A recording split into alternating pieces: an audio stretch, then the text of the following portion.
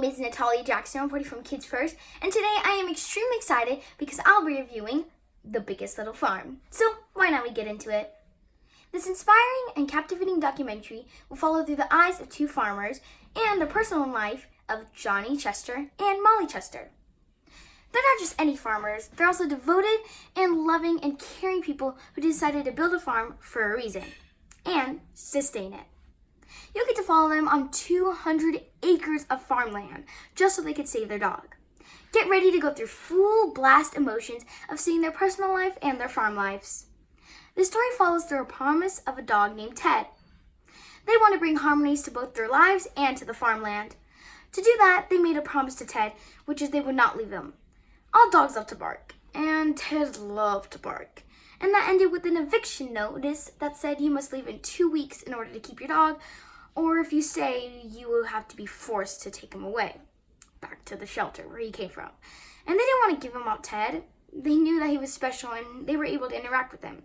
So Molly Chester's dream and John Chester's dream of building a farm and sustaining it created that, and they built it with the help of their fellow mentor. And that helped save Ted.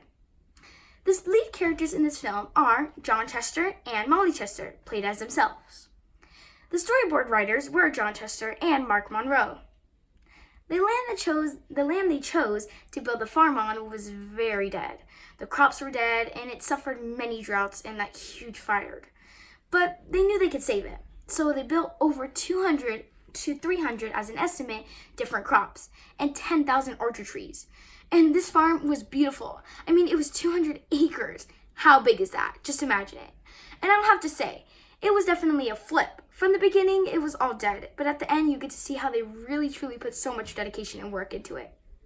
There are many important messages in this film, such as being true to yourself and working for what you want. Just like Molly did, she worked for what she wanted by believing that she could do it.